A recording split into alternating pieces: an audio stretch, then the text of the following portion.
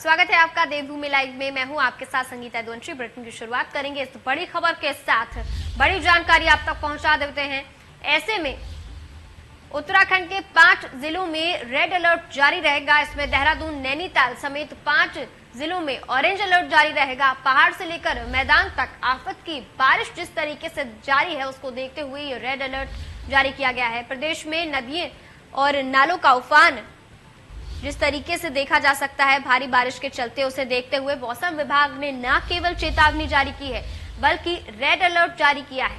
बड़ी जानकारी मौसम को लेकर आप तक पहुंचा रहे हैं। उत्तराखंड के 5 जिलों में रेड अलर्ट जारी रहेगा, तो इसके साथ ही देहरादून, नैनीताल समेत 5 जिलों में ऑरेंज अलर्ट जारी किया गया है। जिस तरीके से भारी बारिश के चलते नदी नाले उफान पर हैं, उसे देखते हुए ये रेड अलर्ट जारी किया गया है। तो वहीं इसके साथ ही मौसम विभाग ने चेतावनी दी है कि आने वाले समय में भारी बारिश हो सकती है और इसको लेकर के ही अगर आप इन सभी जिलों में घूमने का प्लान बना रहे हैं या फिर यात्रा का आपका जो प्लान है उसे सभी चेतावनी को देखते हुए, सभी गाइडलाइंस को देखते हुए बनाएं।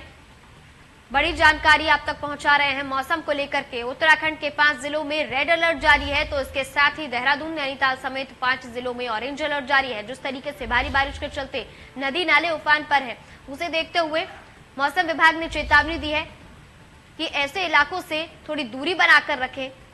और प्रदेश में जिस तरीके से नदियां नाले उफान पर है, इस समय प्राकृतिक आपदा को निमंत्रण देने वाली बात है ये।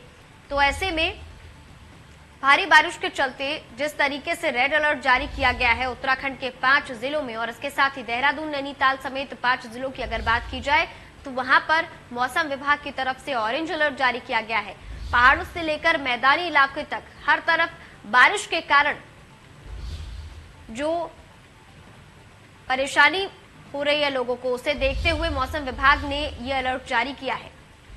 लगातार भारी बारिश हो रही है उत्तराखंड के पहाड़ी इलाकों में और मैदानी इलाकों में। इसके साथ ही जिस तरीके से भारी बारिश के चलते जल स्तर बढ़ रहा है नदियों का, उसे देखते हुए मौसम विभाग ने हिदायत दी है कि आने वाले समय में इन सभी इलाकों से, नदियों के इन किनारों से दूरी बनाकर रखें, क्योंकि ये घातक साबित हो सकती हैं। और इसके साथ ही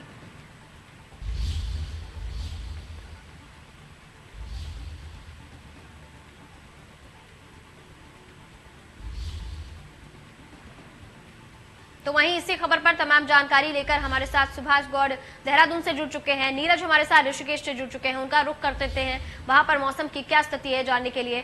नीरज, जिस तरीके से आपसे बात करते हैं, सबसे पहले ऋषिकेश में लगातार भारी बारिश के चलते जलस्तर बढ़ रहा है, तो उसको देखते हुए प्रशासन किस तरीके से अलर्ट आ रहा है?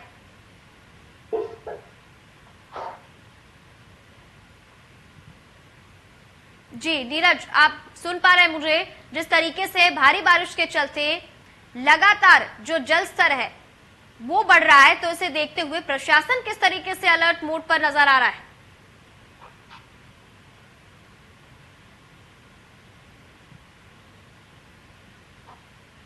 चलिए सुभाष आप तक पहुंचते हैं। जिस तरीके से देहरादून में भी इस वक्त ऑरेंज अलर्ट जारी है, मौसम विभाग की तरफ से चेतावनी भी दी गई है और हिदायत भी दी गई है, तो उसे देखते हुए क्या कुछ स्थिति बनी हुई है मौसम को लेकर? क्या बारिश आने वाले समय में जिस तरीके से लगातार हो रही है, उसे देखते हुए क्या कुछ स्थिति है इस वक्त? जी बिल्कुल, अगर राजधानी देहरादून की बात की जाए तो राजधानी देहरादून में मौसम कहीं न कहीं पूरी तरीके से पैक नजर आ रहा है और बादलों से घिरा हुआ राजधानी देहरादून दिख रहा है। हालांकि कल मौसम बिल्कुल साफ था और खिली हुई धूप जो है वो राजधानी देहरादून में दिख रही थी, लेकिन जिस तरीके से मौसम विभाग का भविष्यवाणी है उनके मुताबिक प्रदेश के तमाम जो पहाड़ी जिले हैं और मैदानी जिलों में, चाहे राजधानी देहरादून की बात की जाए तो हल्की बारिश की संभावना जरूर जताई गई है। लेकिन क्योंकि मानसून शुरू हो चुका है और बरसात का मौसम शुरू हो चुका है, ऐसे में कहा जा सकता है कि तमाम जो जिले हैं जिनको अलर्ट पर रखा गया है, चाहे वो ऑरेंज अलर्ट ही क्यों ना हो, उन जिलों पर ये कहा गया है कि जो प्रशासन अमला है वो भी सतर्क रहे मौसम विभाग की भविष्यवाणी के मुताबिक।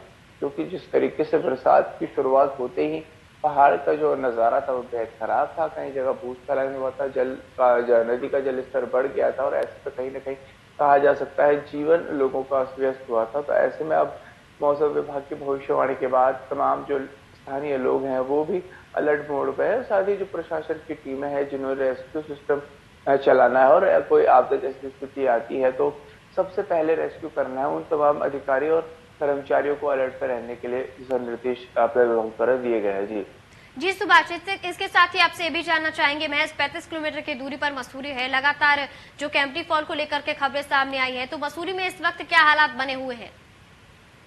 जी बिल्कुल, मसूरी की तरह बात कर ली जाए तो मसूरी में भी मौसम खराब है। हालांकि बरसात वहां भी नहीं हो रही है। और कैंपटी फॉल की बात की जाए तो मसूरी से लगभग 10 से 15 किलोमीटर आगे जो कैंपटी फॉल है वो है। और कुल मिला के कहा जा सकता है कि कैंपटी फॉल में जिस तरीके से बरसात आती है उसके बाद से ही जो फॉल है उसका जल स्तर बहुत अधिक बढ़ जाता है। और ऐसे में प्रशासन की हिदायत होती है कि स्थानीय लोगों को, पर्यटकों को वहां जाने की अनुमति नहीं दी जाती और पूरी तरीके से बरसात के मौसम में कैंपटी फॉल को सील किया जाता है। तो कहा जा सकता है कि पर्यटकों को उन स्थानों में जाने की अनुमति बिल्कुल भी नहीं है जो खतरे के जद में आते हैं और बरसात आते ही जो उफान पर आ जाता है, चाहे वो कोई नदियां हो, नाले हो या फिर ऐसे फॉल्स जो कि बरसात के मौसम में भव्य रूप ले लेते हैं। और कुल मिला के खतरा इन फॉल से होता है। तो कहा जा सकता है कि विभाग और जो प्रशासन की टीम है उन्होंने इन स्थानों को बंद किया है पर्यटकों के लिए। और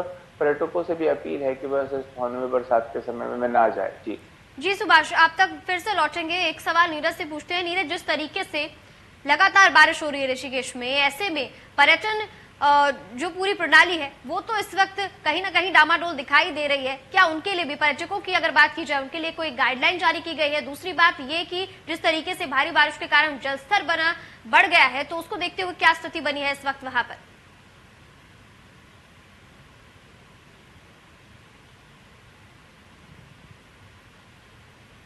नीरज, आपको मेरी आवाज आ रही है? आप तक सवाल पहुंच रहा है क्या?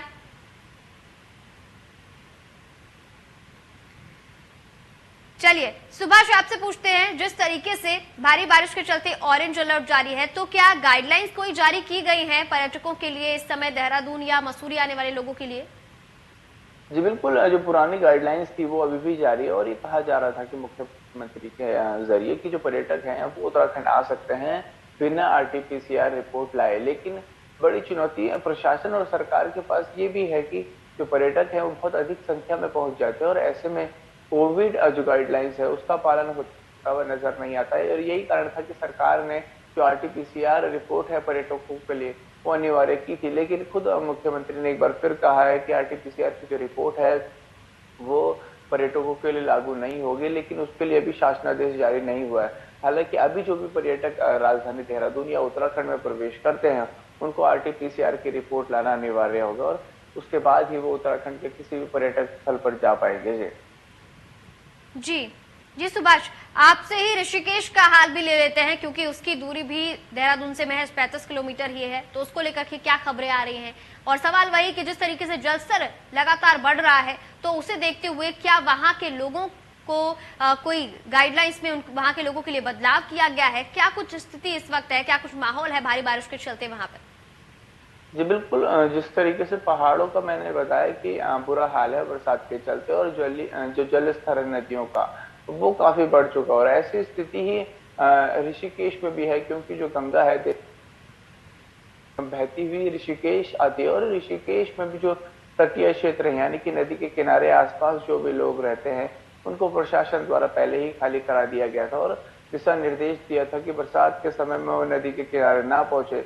और ऋषिकेश क्योंकि ऋषि की नगरी है और तमाम जो पर्यटक है वो ऋषिकेश की तरफ अपना रुख करते हैं। और देखा जाता है चाहे वो कोई भी मौसम हो, ऋषिकेश के जो पर्यटक है वो हमेशा ऋषिकेश दर्शन करने पहुंचते हैं, घूमने पहुंचते हैं। ऐसे में उन पर्यटकों को भी दिशा निर्देश दिया गया है कि बरसात का समय और ऐसे में कोई भी नदी के पास ना जाए। अगर ऐसी स्थिति में जल स्तर बढ़ता है तो उसके लिए दिक्कतें बहुत सारी हो सकती है, जिसके लिए प्रशासन और जिला प्रशासन की तरफ से तमाम जो एडवर्टाइजमेंट हैं वो वहां लगाए गए हैं। और जो पुलिस विभाग की टीमें हैं वो भी जो पर्यटक है उनको समझाते हुए नजर आ रही है। जी जी सुभाष, आप बने रहे हमारे साथ। एक सवाल नीरज से पूछते हैं। नीरज, जिस तरीके से भारी बारिश चल रही है, मौसम में इतना बदलाव आया है, तो ऋषिकेश वासी किस तरीके से इससे निपट रहे हैं और प्रशासन कितना कुछ सहायक हो रहा है इस पूरे मौसम में?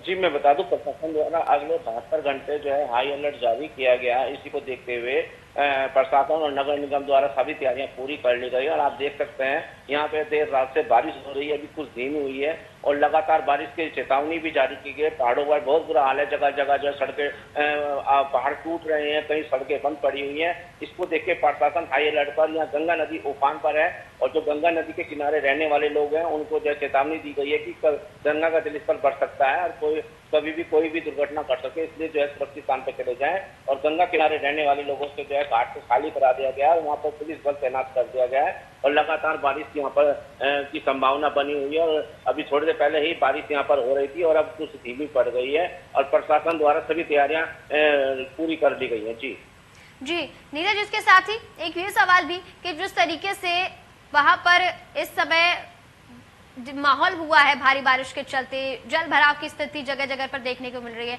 लेकिन पर्यटकों का आना जाना लगातार जारी है। ऐसे में क्या वहां पर गाइडलाइंस में कुछ बदलाव किए गए हैं?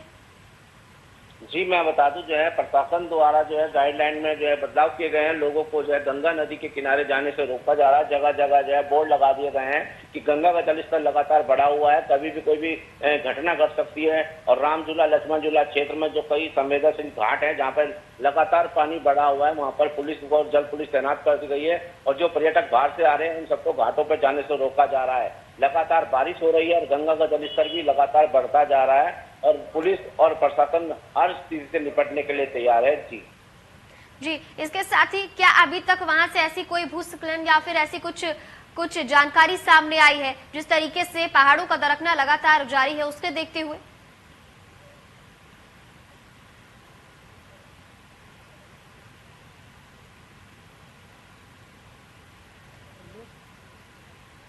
नीरज, आप तक मेरी आवाज पहुंच रही है? आप तक ये सवाल पहुंच रहा है? जी, मेरा ये सवाल है, क्या आने वाले समय में जिस तरीके से भारी बारिश हो रही है और इस दौरान क्या कोई लैंडस्लाइड जैसी या फिर पहाड़ों का जिस तरीके से दरकना लगातार जारी है, ऐसी कोई घटना सामने आई है क्या बीते कुछ दिनों में? जी, अभी पता चला है कि जो है ऋषिकेश गंगोत्री मार्ग पर जो है 2-3 जगह जो है लैंडस्लाइड हो गई है, जिसके कारण मार्ग बंद पड़ा हुआ है और ऋषिकेश बद्रीनाथ भी 1-2 जगह से रास्ता बंद पड़े हुए हैं। लोगों को जो है चंबा की तरफ से जो है डाइवर्ट किया गया है और लगातार मार्ग को खोलने की तैयारी की गई है। जी, बहुत बहुत शुक्रिया नीरज, बहुत बहुत शुक्रिया सुभाष इस तमाम जानकारी के लिए। आपसे और भी तमाम अपडेट लेते रहेंगे इस पर। तो वही जिस तरीके से भारी बारिश के चलते लगातार जल स्तर बढ़ रहा है, लोग काफी परेशान नजर आ रहे हैं, तो इस पर जानकारी दे रहे थे आपसे ऋषिकेश और देहरादून तक आप तक जानकारी पहुंचा रहे थे। तो अब बढ़ते हैं आगे खबरों में, जहां पर उत्तराखंड विद्यालय शिक्षा परिषद का 2021 का वर्ष का परीक्षा परिणाम शनिवार को जारी हो गया। विद्यालय शिक्षा मंत्री अरविंद पांडे ने सुबह 11:30 बजे रिजल्ट घोषित किया। प्रदेश में हाई स्कूल का परीक्षा फल 99.09% रहा और हाई स्कूल में लड़कियों का रिजल्ट 98.86% रहा और लड़कों का 99.30%। ऐसे में हाई स्कूल में कुल 14,07,725 परीक्षार्थी शामिल हुए थे।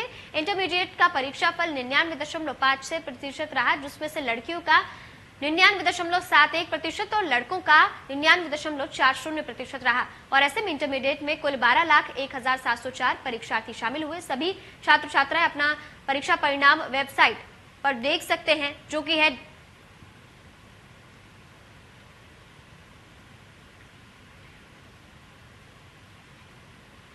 स्कूल में लगभग 99% से ज़्यादा रिजल्ट रहा है और इंटर में 98% से ज़्यादा परीक्षा फल रहा है। मैं समस्त उत्तीर्ण विद्यार्थियों को शुभकामना दूंगा, बधाई। कोविड काल में बच्चों की ज़िंदगी को बचाना सरकार की बहुत बड़ी चुनौती थी और इसी चुनौतीपूर्ण टाइम में हमने हमारे बोर्ड के माध्यम से जो सरकार ने मानक बनाया, उन मानकों को पूरा करते हुए हमारे बोर्ड के अधिकारियों ने हाई स्कूल और इंटरमीडिएट का परीक्षा फल बनाया। मैं बोर्ड के समस्त अधिकारियों को मैं बहुत बहुत शुभकामना दूंगा, बधाई दूंगा। और आज इंटरमीडिएट में, हाई स्कूल में जो हमारे बच्चे और बेटियां जिन्होंने विशेष श्रेणी में परीक्षा फल हासिल किया है, प्रथम श्रेणी में पास हुए हैं, द्वितीय श्रेणी में पास हुए हैं, मैं प्रदेश के समस्त अपने बच्चों को बहुत बहुत शुभकामना दूंगा, बधाई दूंगा और भगवान से प्रार्थना करूंगा कि हमारे बच्चे आगे जीवन में इनके सामने जो भी प्रतियोगिता है उसमें विशेष श्रेणी में पास हों और देश के एक अच्छे नागरिक बनकर प्रशासनिक सेवाओं में जाएं और देश की सेवा करें, मैं शुभकामना देता हूँ। इस सफलता में उनके अभिभावक और विद्यालय शिक्षा के शिक्षक भाई बहन, इनका भी बहुत बड़ा योगदान रहा है इस अच्छे काम के लिए। इस परीक्षा फल जहाँ घोषित हुआ है, इस परीक्षा फल में अभिभावकों का, छात्रों का तो योगदान है ही है, बहुत बड़ी उनकी मेहनत है, साथ ही अभिभावकों का भी और शिक्षक भाई बहनों का भी बहुत बड़ा योगदान है। मैं उनको भी बहुत बहुत शुभकामना देता हूँ। फिलहाल के लिए देवभूमि लाइव में इतना ही, लेकिन प्रदेश से जुड़ी तमाम बड़ी खबरों के लिए बने रहिए हमारे साथ। देखते रहिए इंडिया न्यूज उत्तर प्रदेश उत्तराखंड।